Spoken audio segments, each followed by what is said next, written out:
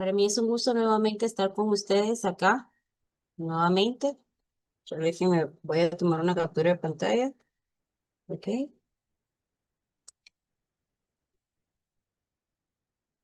estamos. Es que como docentes necesitamos tomar captura de pantalla al inicio y al finalizar la clase. Bueno, ok. Para mí es un gusto entonces nuevamente estar acá. Eh, Les comento, no les fue mal en el examen, les fue muy bien y quiero felicitarlos. Pero déjenme comentarles que algunos. Bueno, mejor dicho, les pasamos un filtro a los exámenes y resulta que algunos exámenes fueron contestados con IA. Realmente nos sorprendió mucho con la licenciada Ilse. No queremos ofender a nadie, ni hacerle daño a nadie, ni nada por el estilo. Pero sí queremos que sepan que estamos enteradas quiénes son las personas que utilizaron otras herramientas para contestar el examen, ¿verdad? La verdad me sorprende mucho, el examen no venía difícil, ustedes están ya muy próximos a sustentar su examen privado. Cuando usted vaya a sustentar su examen, pues no va a tener la IA para poder contestar. Y no era un examen que no se pudiera contestar, ¿verdad? Era algo sencillo. De hecho, pues tratamos de no ponérselo tan dificultoso, pero sí se utilizó la herramienta.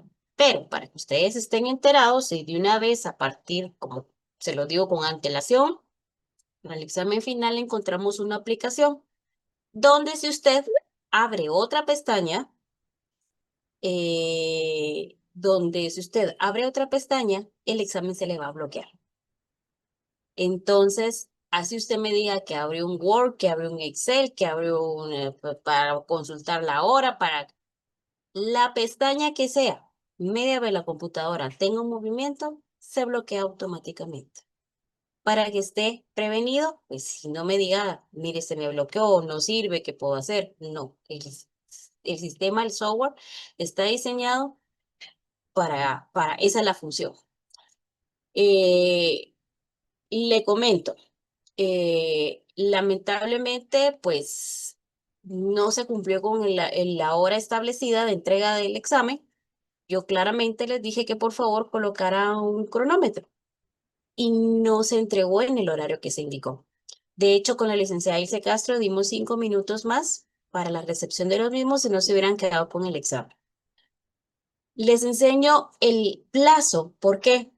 Porque es preferible aprender plazos en clase y no plazos en la vida real. Tengo una conversación con una alumna que me dice, mire, Lick, fíjese que mi abogado, pues trabajó para el MAGA, resulta que se le venció un plazo y por el plazo perdí mi demanda, perdí 10 años de servicio. ¿Qué me aconseja? ¿Demando al abogado? Me reservo que le contesté. Pero aquí, el plazo es entregar un examen. En la vida real, como le digo yo a mi hijo, la vida real es totalmente diferente. Las consecuencias son legales, ¿sí?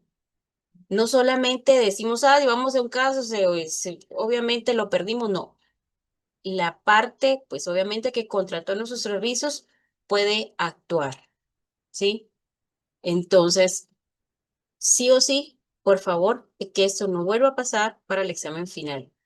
Habían personas hablando cuando yo estaba hablando, para mí fue muy molesto, sí me molesté mucho. Considero que yo los he respetado un montón y los he apoyado mucho y lo que pasó ese día fue un caos. Pero bueno, el examen estaba fácil, las instrucciones claras y no había nada complicado. Entonces, por favor, que esto no vuelva a pasar para el examen final. Bueno, entonces, recordando la demanda, vamos a ver acá.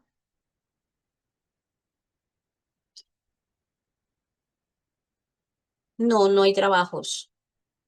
Precluyó el tiempo, ¿verdad? Ok.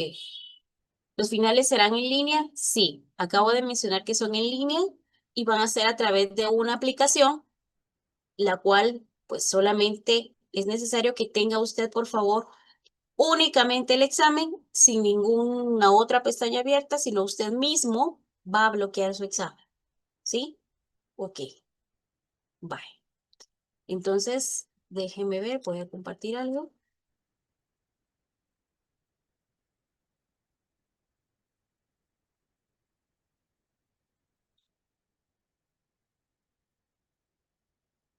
Ok, no sé si lo logran ver.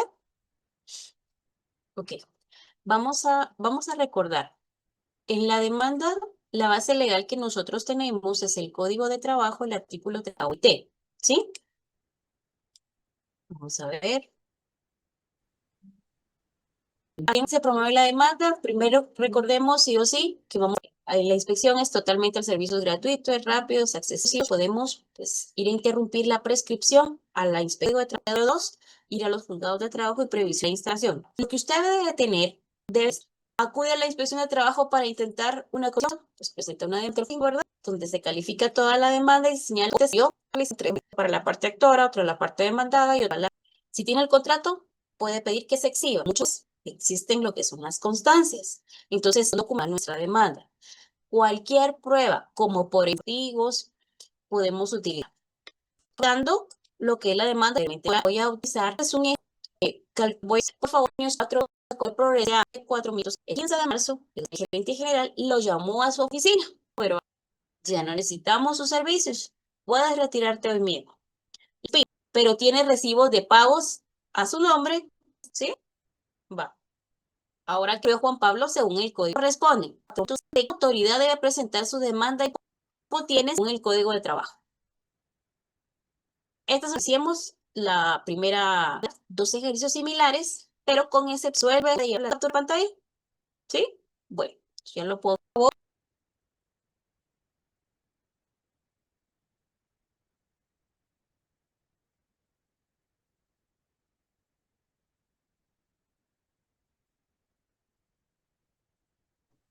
¿Qué página dijo Linda? Disculpen. Ahorita voy. Un segundito. Vámonos por 47, donde hablamos de la modificación de la demanda. Dentro de la guía que yo le di a usted, ¿sí? Dentro de la guía que yo le di a usted, le di un esquema del cómo podía actuar tanto el actor como el demandado dentro de una audiencia. Si se da cuenta, el actor puede modificar la demanda, puede la modificación de la demanda o ampliación de la demanda es la facultad que tiene el demandante de adicionar nuevos hechos o fórmulas nuevas o reclamaciones después de haber presentado su demanda. ¿Cuál es su fundamento de la ampliación?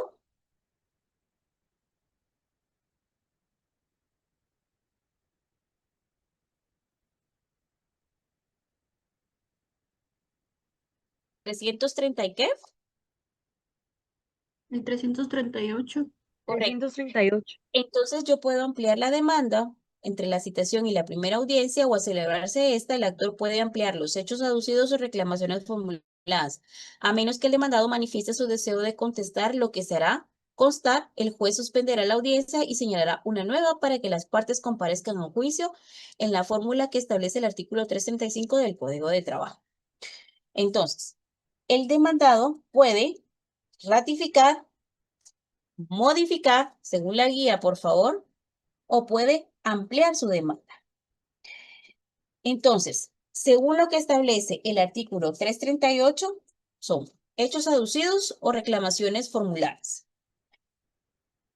Consecuencias de la ampliación o modificación. Si el demandado acepta contestar inmediatamente, o sea, obviamente actor amplió y el demandado acepta contestarla, se hace constar su conformidad. El juicio continúa, se procede conforme al trámite normal. Si el demandado no acepta contestar la demanda como usted lo vio en el audio, ¿sí? No se, el juez suspenderá la audiencia, señalará una nueva a efecto para la comparecencia y se garantiza el derecho de defensa del demandado. Entonces, estatuido en los artículos 332, 333, 334 es aplicable a la contestación de la demanda, lo que significa que la ampliación o modificación debe cumplir con los mismos requisitos formales de la demanda original. El 335 es la convocatoria, obviamente, a la audiencia. La convocatoria a la audiencia en el juicio ordinario laboral, según el artículo 365 de trabajo, se refiere al acto mediante el cual el juez cita a las partes involucradas para la celebración de la audiencia. Esta audiencia es crucial para el desarrollo del proceso, ya que permite que las partes presentar sus pruebas y argumentos. Además, el juez puede invitar a las partes para conciliar antes de continuar el proceso. Si nos vamos a la rebeldía, en este caso, vamos a suponer que la parte pues, demandada, ¿verdad? Vamos a suponer que no compareció. Entonces, pero para que no sea una sentencia ficta, ¿qué puede hacer? ¿Qué puede utilizar? ¿Cómo puede justificar su incomparecencia? Tal vez indicar que está enfermo cuando le tocaba su audiencia, ¿Y cómo la puede justificar? con Muy una receta de un doctor o algo que sea legal de un médico indicando que uno no está en una condición buena para poder estar en la audiencia. Ok, receta no le van a Al recibir. médico. No Alguna le van a recibir. certificación. Exacto, dice, el 336 dice, las partes podrían excusar únicamente por enfermedad y el juez aceptará una excusa por una sola vez, siempre que haya sido presentada y justificada documentalmente antes de la hora señalada para el inicio de la audiencia. Si por motivos expresados anteriormente no fuera posible su presentación en la forma indicada, la excusa deberá presentarse y probarse dentro de las 24 horas siguientes a la señalada para el inicio de la audiencia. En caso que se haya aceptado la excusa, el juez señalará día y hora para la audiencia, la cual deberá realizarse dentro de las 72 horas siguientes a partir de que no se realizó. Únicamente, en este caso, si usted lee en la página 148 los requisitos de fondo, aquí lo que yo puedo únicamente en derecho procesal del trabajo, yo puedo venir y puedo presentar para poder excusar es un certificado médico, una constancia donde la persona está hospitalizada, ¿verdad? Pero obviamente con la documentación de los médicos, que la persona pues obviamente está internada, y el dictamen del Instituto Guatemalteco de Seguridad Social. Son las herramientas que yo puedo utilizar, ¿sí? En caso que se haya aceptado la excusa, el juez señalará el día y hora para la cual deberá realizarse dentro de las 72 horas siguientes a partir de la que no se realizó. Consecuencias, se señala una nueva audiencia dentro de las 72 horas, certificación médica es correcto. La parte excusa debe comparecer a la nueva audiencia y si persiste la enfermedad debe designar un mandatario. En este caso, situación especial del mandatario. Cuando este se hubiere pedido prestar en forma personal, en este caso, si el mandatario no está suficientemente enterado de los hechos en que se le declare confeso, eso significa que la persistencia de la enfermedad no es excusa indefinida. La parte debe designar un representante con amplias facultades. El mandatario debe estar enterado de todos los hechos, ¿sí? En este caso, hay límites de oportunidad. El juez aceptará la excusa una sola vez, ¿sí? Las causas no admitidas por exclusión no justifica la incomparecencia, compromisos de trabajo, viajes programados, ¿verdad? Falta de un abogado, un caso fortuito, problemas de transporte.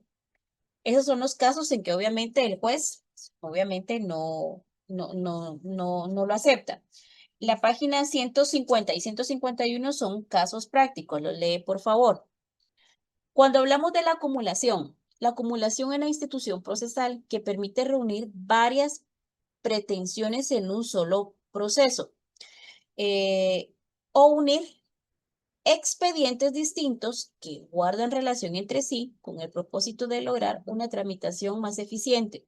Su finalidad principal es evitar la duplicidad en juicios, reducir costos procesales y prevenir decisiones judiciales contradictorias. El inventario laboral, la acumulación adquiere esencialmente importancia debido a que los principios de celeridad, economía procesal y protección del trabajo, del trabajador, que inspiran en el proceso del trabajo. Vamos al artículo 330, por favor, si es tan amable. Del Código de Trabajo. Y dice, acumulación. En una misma demanda se podrán ejercitar varias acciones, ¿sí? Siempre que sean de la misma naturaleza. Se tramiten por los mismos procedimientos y entre las mismas partes. La acumulación de acciones solo es procedente cuando se hagan en el mismo acto de la demanda por la vía de la reconvención. Hágame favor, ahí me hace a ese artículo el llamamiento al artículo 538 del Código Procesal Civil y Mercantil. Necesito que tenga su Código Procesal Civil y Mercantil a la mano, por favor. 538. Ligda, perdone, ¿qué artículo fue el que leyó? Estábamos leyendo el 330 que habla de la acumulación. Gracias.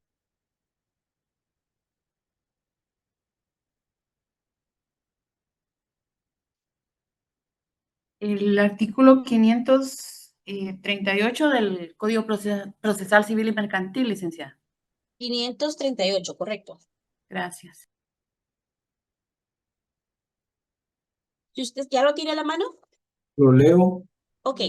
Si se da cuenta, acuérdese que por el artículo 326 del Código de Trabajo, yo puedo utilizar el Código Procesal Civil y Mercantil por supletoriedad. ¿Sí? Ok. ¿Qué dice el título 2? Acumulaciones en los procesos. ¿Cuáles son esos principios? ¿Me lo puedes leer, por favor?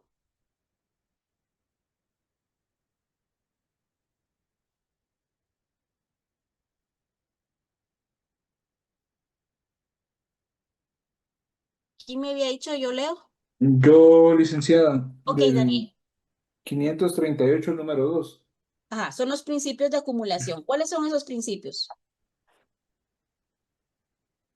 Cuando diversas demandas entabladas provengan de una misma causa, aun cuando sean diferentes las personas que litigan y las cosas que sean objeto de las demandas. 2. Cuando las personas y las cosas son idénticas, aunque las pretensiones sean diferentes. 3. En general, siempre que la sentencia que haya de pronunciarse en un juicio deba producir efectos de cosa juzgada en otro. Ok. En este caso, por ejemplo, vamos a dar un ejemplo. Resulta que está el proceso 01173-2024-0001 y es que pertenece al juzgado primero. Y existe otro expediente que es 01173-2025-0001. ¿Cuál es la diferencia entre ellos? El año. Uno es 24 y el otro es 25. El 24 está en el juzgado primero y el del año 25 está en el juzgado segundo. ¿Sí? Resulta que son las mismas partes. Muchos en los juicios, en audiencia, presentan memorial de acumulación, donde dicen que en el juzgado, por ejemplo, estamos en la audiencia del primero, y dice que en el juzgado segundo hay un expediente donde las partes somos las mismas y necesitamos acumular los expedientes, no importa si es año distinto, pero somos las mismas partes. ¿Qué pasa? Se suspende la audiencia. Entonces el juzgado primero, mediante oficio, le pregunta al juzgado segundo quiénes son las partes dentro de ese proceso que señalaron en la parte demandada en el juzgado primero, que por favor le diga quiénes son las partes en ese proceso y cuál es su naturaleza. Entonces, si son las mismas partes o la misma naturaleza, entonces, ¿qué pasa? Se tiende a acumular los procesos. El juzgado primero manda a traer el expediente, ¿verdad? Del juzgado segundo y se unifican. Pero hay un requisito. Deben estar ambos en la misma instancia. Y en este caso, en la misma instancia, antes de dictarse sentencia. Sigamos leyendo. Aquí encuentro yo los requisitos de la acumulación. La acumulación de procesos solo podrá decretarse a petición de parte. Eso significa que esto no es de oficio. O sea, el juzgado no lo va a solicitar de oficio. Debe ser pedido y por lo regular siempre la parte demandada quien habla de la acumulación, ¿sí? Salvo los casos que conforme a la ley deba hacerse de oficio. No procede la acumulación de procesos que por la naturaleza de sus procedimientos sean distintos. En este caso, no procede si la naturaleza es distinta. Tampoco procede cuando se trate de procesos de ejecución singular y en los interdictos o cualquier otro proceso que se encuentren en diferentes instancias. Litispendencia. Cuando la demanda entablada en un proceso sea igual a otra que se ha entablado ante el juez de competente, siendo unas mismas las personas y las cosas sobre las que se litiga, se debe declarar improcedencia del segundo juicio y se concederá al actor en costas y daños y perjuicios. Petición, la acumulación de procesos. Esta es la petición. Puede pedirse en cualquier estado del proceso, ¿sí? Pero hay un requisito. ¿Antes de qué? Pronunciarse ¿qué? La sentencia. Puede ser en cualquier estado hasta antes de dictar sentencia.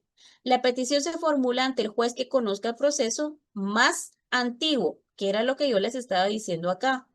Entonces, si hay dos expedientes, uno 2024 y otro 2025, ¿será que al 2024 se une el 2025 o al 2025 se une el 2024? ¿Qué usted cree? 2024 se une a 2025. 2024 se une al 2025. O sea, el más antiguo se une al más nuevo. Sí, yo así lo diría, licenciada. Ok, leamos otra O vez. el más antiguo. La petición se formula ante el juez que conozca el proceso más. ¿Más qué? Antiguo. Ok. Entonces, el expediente 2025 se tiene que unir al. 2024. Más antiguo, 2024. Ajá. Ahora sí comprendemos. Entonces, a la hora que se pida una acumulación, lo vamos a hacer que el expediente más nuevo se una al más antiguo. ¿Sí? Ya Esa que es la- regresa, digamos. Así es, esa es la acumulación. Pero si alguno se tramitara ante tribunal de mayor jerarquía, la acumulación se hará sobre la que se tramita ante él. El contenido de la petición.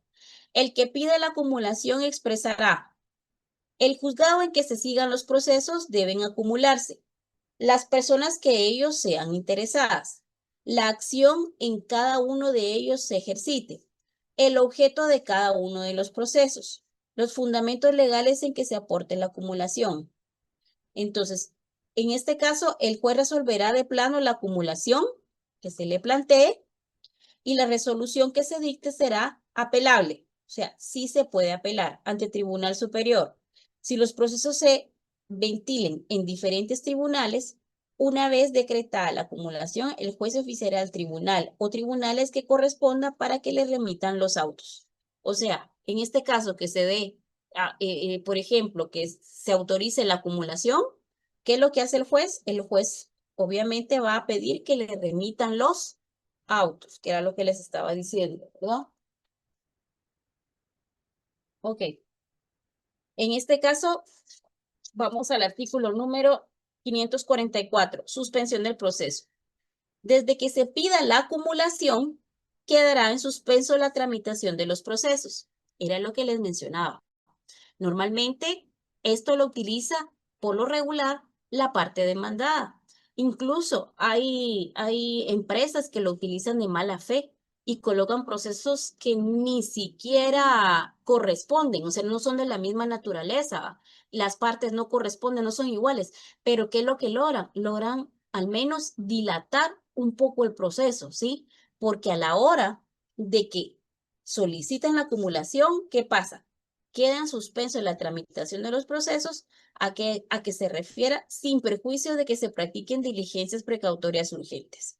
Efectos de la acumulación. La acumulación es que los procesos acumulados se sigan en un solo proceso y se decidan en una misma sentencia. O sea, esa es la finalidad, que se unan y que se realice una misma sentencia, ¿sí? Ok. Vamos a seguir. Permítame un segundo, regresemos al libro. Ya vimos el fundamento, ya vimos la ley. La acumulación de las acciones ocurre cuando una misma parte plantea varias pretensiones dentro de un solo proceso laboral. Para que sean procedentes, deben concurrir simultáneamente ciertos requisitos básicos. En primer lugar, debe existir identidad de naturaleza, lo que significa que todas las acciones deben derivar de relaciones laborales reguladas dentro del derecho del trabajo. No es posible mezclar pretensiones de distinta naturaleza jurídica. En segundo lugar, se exige identidad de procedimiento, es decir, que todas las acciones deban tramitarse por el mismo tipo de proceso laboral. No pueden acumularse acciones que no requieran procedimientos diferentes. El procedimiento ya lo vimos, la acumulación es práctica, ¿verdad? En la página 154, el ejemplo de acumulación de acciones procedente, un trabajador demanda al empleador reclamando indemnización, aguinaldo, vacaciones, bonificación, salarios. Esta acumulación es procedente porque toda la naturaleza laboral de identidad de naturaleza. O sea, prácticamente estamos hablando que es el mismo actor, es la misma parte demandada, solamente que en diferente año o puede ser en el mismo año, pero resulta que promovió dos demandas, una quedó en el segundo, por ejemplo, y el otro quedó en el octavo. Entonces, la primera que haya ingresado, ahí es donde se va a acumular, ¿sí? Entonces, en este caso, este es un ejemplo. En la página número 157, vamos a ver lo que son las excepciones. Las excepciones, vamos a ver un resumen. Las excepciones, por ejemplo, dilatorias, corrigen el proceso, ¿sí? Las excepciones perentorias destruyen la demanda. Y la de prescripción es la más usada por los empleadores, ¿verdad? Porque siempre hay que documentar bien para poderse defender de ellas. Por ejemplo, ¿dónde encontramos nosotros la prescripción en nuestro código de trabajo?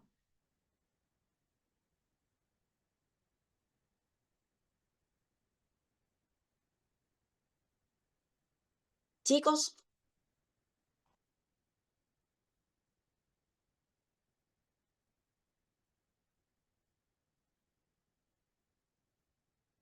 fundamento de la prescripción.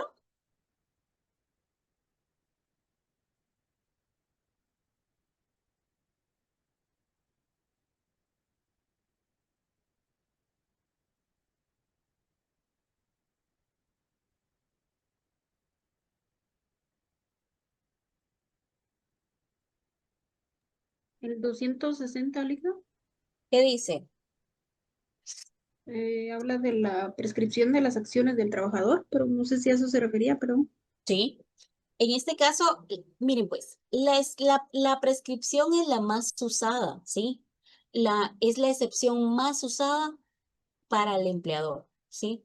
Siempre hay que documentar bien. Por eso les mencioné al principio cuáles son los documentos esenciales que nosotros sí o sí debemos de tener,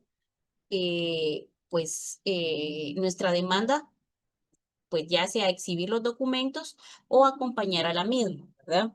El 260 habla que los derechos de los trabajadores para reclamar contra su patrono en los casos de despido o contra las correcciones disciplinarias que se les apliquen prescriben en un plazo de 30 días hábiles. Hábiles. Aquí no me está hablando de días calendario, ¿sí? Me está hablando de hábiles. Y yo les mencioné a la Inspección General de Trabajo. Nosotros podemos ir a la vía administrativa y únicamente, pues, solamente con comparecer, es un servicio gratuito, como les mencionaba, ¿verdad? Puede venir cualquier trabajador y puede, pues, de forma verbal, puede promover lo que es la prescripción, que son de estos 30 días. Ellos le toman nota, o bien puede hacer un escrito sencillo, un oficio, ¿verdad? Pues que terminó la relación laboral, se lo sellan, se lo firman, y eso lo pueden acompañar incluso a la demanda, porque a ese oficio le colocan un numerito, sí, puede ser que sea 1591, ¿verdad? Que el 1591 es el 1591 trabajador que llegó a promover la prescripción ante la Inspección General de Trabajo. Entonces lo coloca, pues obviamente lo acompaña a la demanda y eso le da 30 días más para promover lo que es la demanda. ¿Ok? Licenciada, prácticamente si a mí me despiden el 1, llegándose el día 28, ya se me va a terminar mi periodo que tengo para poder demandar. Si voy al Ministerio de Trabajo y solicito mis prestaciones, ahí prescribo ese tiempo. Ok. Son días hábiles. Para empezar, son días hábiles, no son calendario. ¿Sí? Entonces, al llegar día 28, estamos hablando que son, por ejemplo, son 4 semanas, ahí solamente han transcurrido alrededor de, ¿qué? Como 20 días nada más. Todavía 20 días. tiene 10 días más, ¿verdad? Del otro mes. Vale. Con que vaya usted a la Inspección General de Trabajo, ¿usted qué hace? ¿Qué hace con ir a la Inspección General de Trabajo? Usted automáticamente interrumpe la prescripción, ¿sí? Y eso le da otros 30 días más para poder ir a demandar. Y ojo, eso sí, a la demanda, ese oficio sellado por la inspección, usted se tiene que verificar que tenga el sello. Incluso nosotros como abogados, resulta que el día 20, ¿qué le dijera yo? El día 29 a las, ¿qué? 10 de la mañana llegó nuestro cliente a la oficina. En ese momento no le va a dar tiempo a usted de realizar una demanda, ¿sí? Entonces, ¿cuál es la herramienta que usted tiene como abogado? Usted le dice, permítame, le voy a hacer un oficio. Un oficio es bien sencillo. ¿Cuándo inició a trabajar? ¿Cuándo finalizó? ¿Por qué lo despidieron? ¿Cuál era su salario? ¿Quién era su patrono? Inmediatamente que se lo firme y ese oficio usted lo agarra y va a la Inspección General de Trabajo, lo presenta, se lo sellan y le ponen el numerito en la parte de arriba. Con eso usted ganó otros 30 días más. O sea, tranquilamente puede hacer usted su demanda. Eso sí, ese documento lo tiene que incorporar a la demanda. Tengo una demanda así. Incluso el actor promovió, ¿verdad? La excepción de prescripción y fue rechazada. ¿Sí? Porque nosotros venimos y lo que hicimos fue que se presentó ese oficio, ¿verdad? De prescripción, que fue presentado ante la Inspección General de Trabajo. ¿Ok? Listo. Ahorita vamos a ver excepción por excepción, dilatorias, perentorias y cómo puedo fundamentarlo. A ver, vamos a ver. La ley me dice, váyase al apartado de excepciones. Mire, pues, váyase al apartado de excepciones. Artículo 342. Ese primer párrafo a mí me habla de las excepciones dilatorias. El segundo párrafo me va a hablar de las excepciones perentorias. Dice el 342. Previamente a contestar la demanda. Si quiere hasta subraya ahí previamente. Si se da cuenta en la guía, antes de que conteste el actor, ¿cuál es la excepción que dice ahí? En la guía que yo le di, en la hojita, la guía de audiencias. ¿Qué tipo de excepción dice?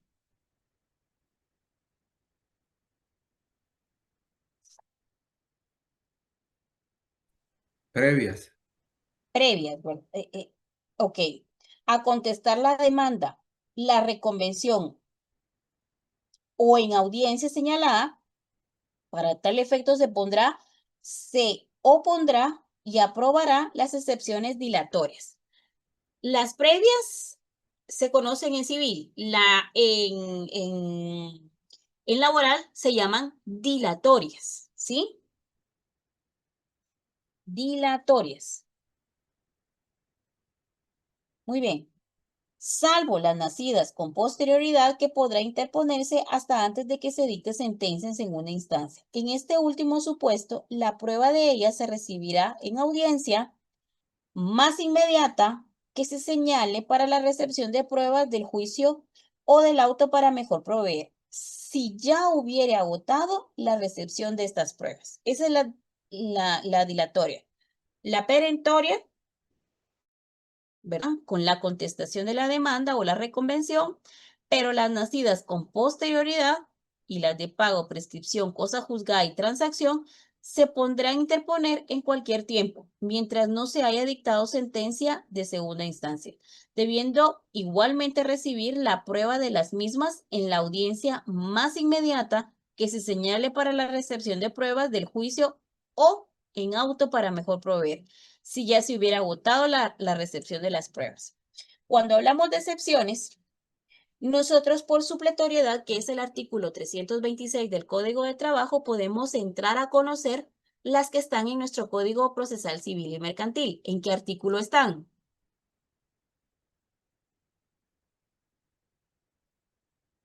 ¿En qué artículo están, jóvenes? 116. 116. Muy bien. ¿Cuál es ese listado que dice el 116?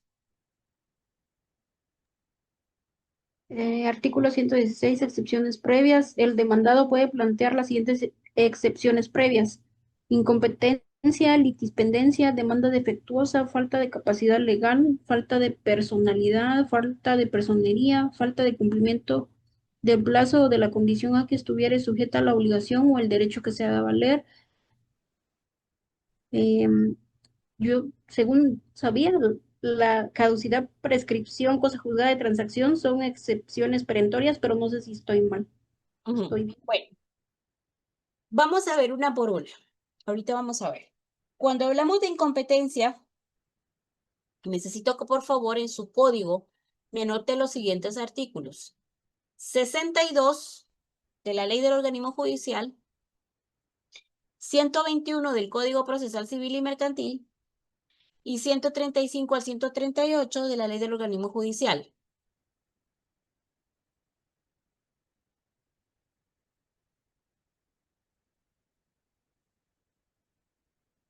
¿Ya?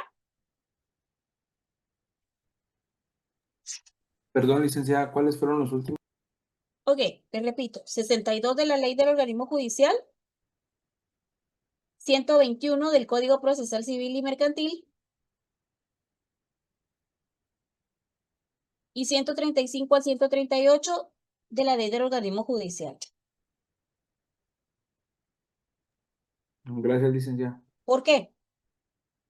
Ok, miren pues, cuando nosotros hablamos de incompetencia, recordemos que los tribunales, como dice el artículo 62 de la Ley del Organismo Judicial, solo podrán ejercer su potestad en los negocios dentro de la materia y territorio que se le hubiera asignado, lo cual no impide que los asuntos que conozcan puedan dictar providencias y que hayan de llevarse a cabo a efecto pues, de otro territorio. Nosotros vimos los dos tipos de incompetencia. ¿Cuál es ese tipo de incompetencia en materia laboral? Es por, ¿se recuerdan? ¿Cuál era esa?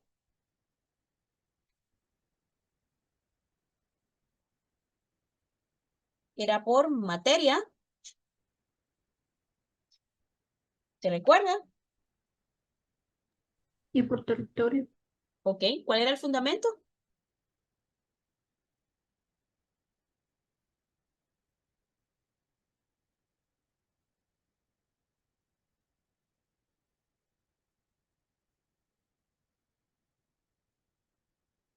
Chicos,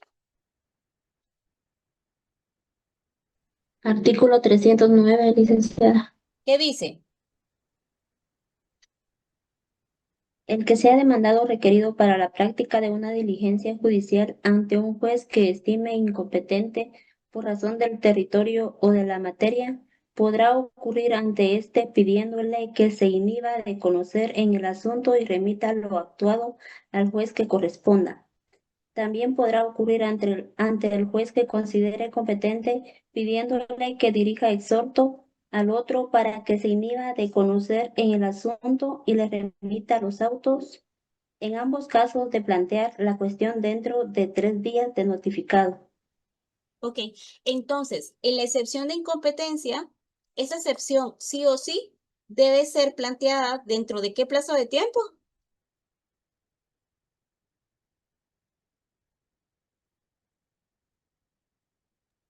3 días, licenciada. No dice después, ¿verdad? Dice dentro de los 3 días.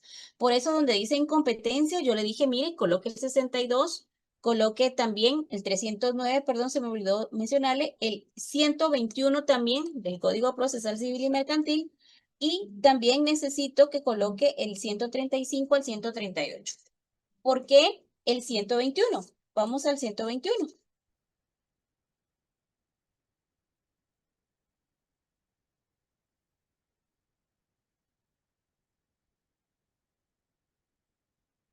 Porque aquí menciona las excepciones previas. El juez resolverá en un solo auto todas las excepciones previas. Sin ellas se hallara en la excepción de incompetencia, el juez la declarará infundada. Se pronunciará sobre las excepciones previas en el mismo auto. Si la incompetencia fuera declarada con lugar, el juez se abstendrá de decidir las restantes hasta que quede ejecutoriamente la decisión recaída en materia de la incompetencia. ¿Sí? Entonces, por eso menciono el 121 del Código Procesal Civil y Mercantil. ¿Y por qué menciono el 135 al 138 de la Ley del Organismo Judicial?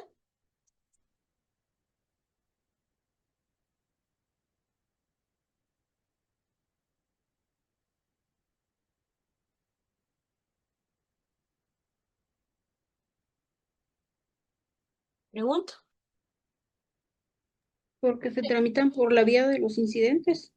Porque la incompetencia se tramita por la vía incidental. ¿Sí? Entonces, por eso le relaciono estos artículos. Vamos con la litispendencia. Hágame favor ahí. Hágame el llamamiento al artículo 540 del Código Procesal Civil y Mercantil. ¿Qué número dijo, Lina? 540. Lo leo. Por favor. Litisdependencia. Cuando la demanda entablada en un proceso sea igual a otra que se ha entablado ante juez competente, siendo unas mismas las personas y las cosas sobre las que se litiga, se declarará de la improcedencia del segundo juicio y se condenará al actor en costas, daños y perjuicios. A ver, déjeme ver. Sí.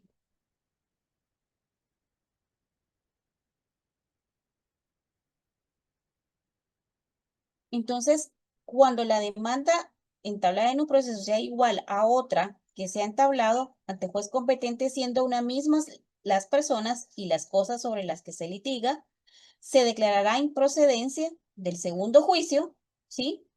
Y se concederá al actor las cosas y daños y perjuicios. Este es un ejemplo de litispendencia, ¿sí?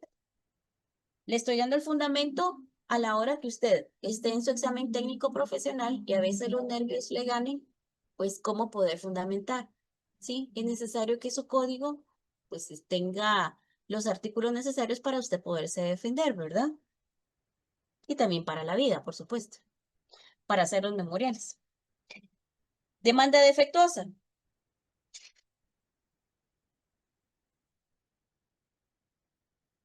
¿Ya? Hágame favor, le hace el llamamiento al artículo 109 del Código Procesal Civil y Mercantil. De hecho, ustedes esto ya lo vieron. Yo solamente les estoy dando como que un repaso. Aquí mejor yo les pregunto, ¿en dónde está? A ver, ¿qué dice el 109 de la demanda defectuosa?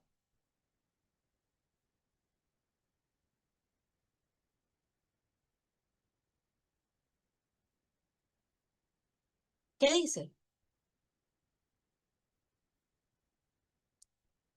Omisión de requisitos legales. Los jueces repelerán de oficio las demandas que no contengan los requisitos establecidos por la ley, expresando los defectos que hayan encontrado. Ok. Entonces, a la hora que usted, por ejemplo, considere, porque usted no sabe si va a ser abogado de la parte actora o demandada, usted puede hacerle saber a la señora juez y decirle, mire, propongo la excepción de demanda defectuosa, ¿verdad? En base, pues, al 326 del Código Procesal Civil, 326 del Código de Trabajo por supletoriedad, voy a utilizar el Código Procesal Civil y Mercantil que me dice la omisión de requisitos legales, ¿verdad?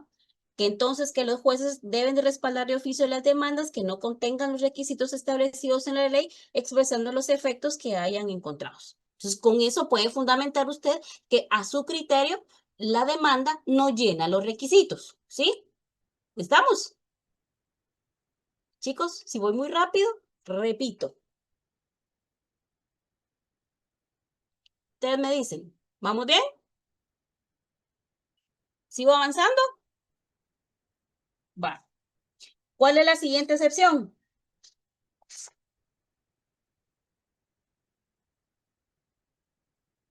Falta de capacidad. A ver, ¿cómo usted me podría alegar la falta de capacidad? En una excepción. Ahorita estamos viendo la norma, después vamos a ver qué consiste cada una de ellas y el día miércoles les voy a dar dos ejercicios prácticos mentales para que usted me conteste.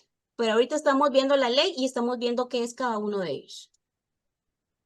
A ver, Creo que pueden ser los incapaces y la parte de si tienen la edad suficiente para poder tener fundamento, excelente. responsabilidades A ver, como tal. Noé, dígame cuál es su fundamento.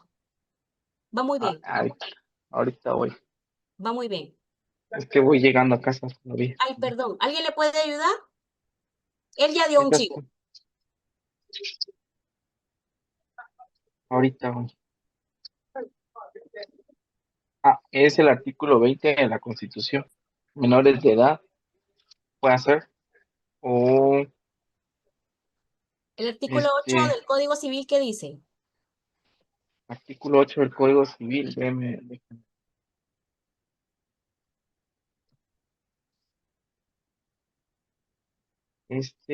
Dice la capacidad para el ejercicio de los derechos civiles se adquiere por la mayoría de edad, son mayores de edad los que han cumplido 18 años y los menores que han cumplido 14 son capaces para algunos actos determinados por la ley. ¿Ok? Muy bien. Excelente. Eso sería. Muchas gracias, Noé. Vamos con el siguiente. Falta de personalidad. Ese lo vamos a ver de forma doctrinaria.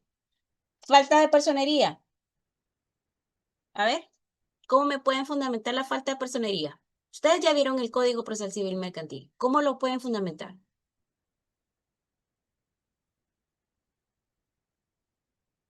¿Sí? ¿No? Hágame favor, ¿qué dice el 45 del Código Procesal Civil y Mercantil?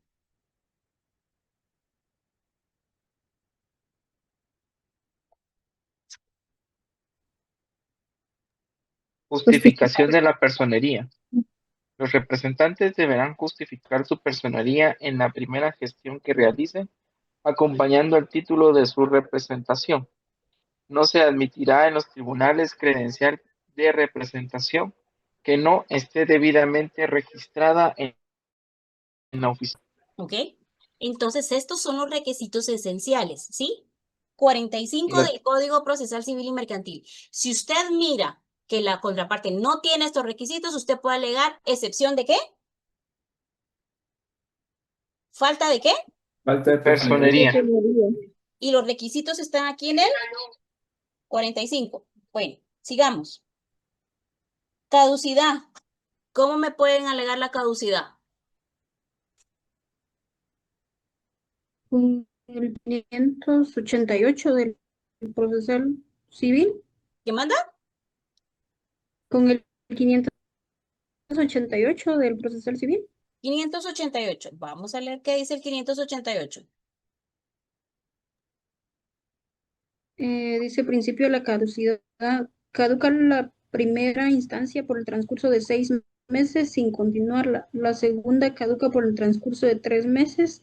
Estos plazos son continuos y en ellos se incluyen inhábiles. Ujú. Y Sería el sigue. 251. Excelente. ¿Qué dice el 251? Dice artículo 251, caducidad. Las acciones intencionales solo podrán interponerse dentro del año siguiente a la fecha en que ocurrió el hecho que la motiva. Si el demandado no fuere el propietario, deberá citarse a este dándole audiencia por 3 días. Ahí lo que nosotros estamos alegando es el tiempo, ¿sí? Esa es la caducidad. Prescripción. ¿Qué artículo es ese, licenciada? Perdone. 251, Código Procesal Civil y Mercantil. Gracias, Lisa. Cuando hablamos de prescripción en materia de derecho del trabajo, ¿qué artículos podría utilizar?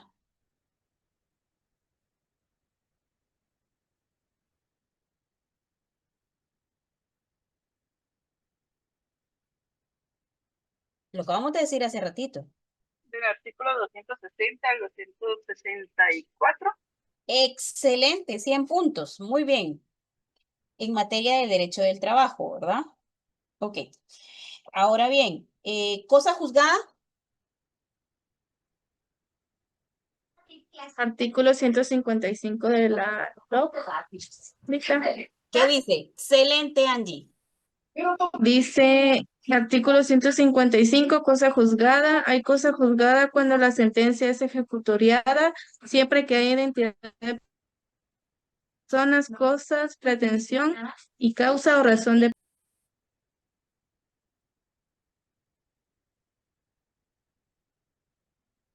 Perdón, creo que ese fue el internet. ¿Se lo repito, Lito? Sí, por favor. Artículo 155, cosa juzgada. Hay cosa juzgada cuando la sentencia es ejecutoriada, siempre que haya identidad de personas, cosas, pretensión y causa o razón de pedir. Esta es la forma, entonces, que nosotros podemos alegar la cosa juzgada con fundamento, ¿sí? La excepción de cosa juzgada. Cuando hablamos de transacción, ¿cómo lo podría fundamentar?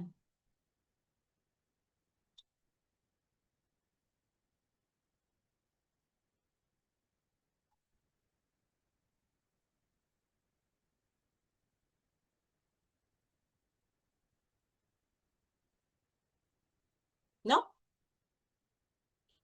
Vaya al Código Civil, por favor, y vaya al artículo 2151. ¿Quién me lo puede leer?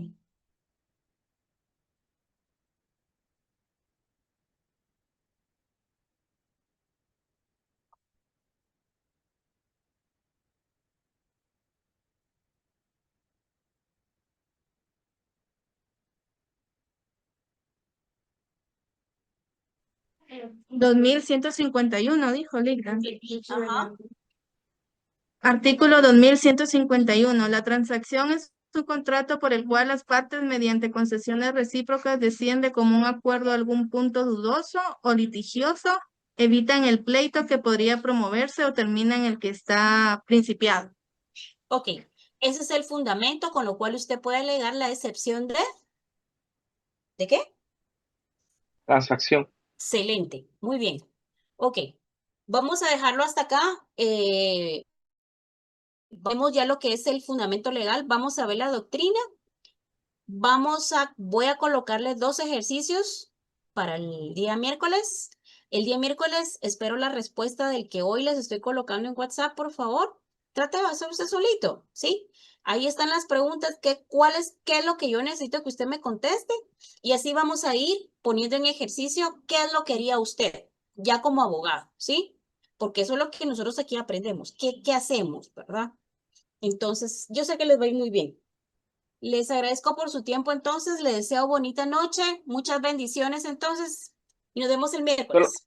Solo consulta, en el de cosa juzgada era el artículo 155 de qué ley. Ley de organismo judicial. Ah, bueno. Ujú. Feliz noche, Ok, Leila. gracias. Feliz noche. Nos vemos.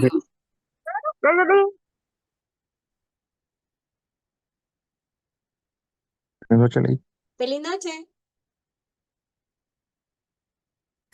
Noche, licenciada. Feliz noche, se cuidan, nos vemos. Feliz noche, Lita. Feliz noche.